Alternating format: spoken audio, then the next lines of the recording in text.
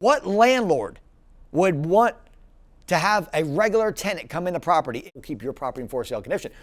And if you got to reach out to the landlord and talk to them, you got to let them know that we're going to keep their property in for sale condition. We're going to take the property and treat it like it's our own.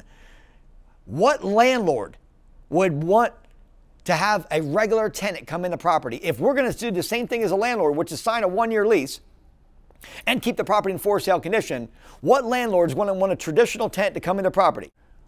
As an Airbnb property, the property has to stay in immaculate condition. So when the realtor or the management company go back to the homeowner, they're going to sell it as keeping their property in for sale condition for them. The addendum is what tells the landlord, it's a 1-page document that tells the landlord that you're not going to live there and that they're open to using the property for short-term rental platforms like Airbnb, vrbo, booking.com, Furnish Finder. Okay?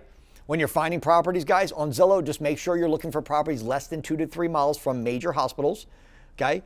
Or at least one of these 4 H's. Hills, hospitals, hotels, H2O. H2O means a property with a pool or a hot tub or a lake or an ocean view. That's always going to do better. A property with a pool or a hot tub or a lake and ocean view will beat out mostly any other property. It's the number 1 and the number 2 search amenity for Airbnb and other short-term rental platforms. The third thing is a hotel. Remember, a hotel and an Airbnb is the same business. It's just that they have more rooms. It's both hospitality business. So anytime you can be around the nicer hotels like the Marriotts, the Hiltons, the DoubleTrees, etc., not the Red Roof Inn, you're going to beat out the competition by lowering your prices slightly from what a hotel like a Marriott might charge $300, $400 a night. Well, what if you got a 2 or 3 bedroom and you can charge $250 a night? And you can give them a full kitchen, a full washer dryer. They don't have to eat out breakfast, lunch, and dinner. They get full privacy, 5 times the amount of square footage in a hotel.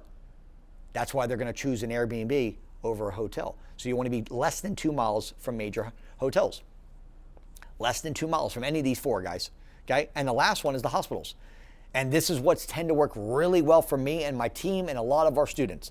Get close to major hospitals to draw in people that are coming into work. Nurses, doctors, patients. Those 3 right there keep our properties full.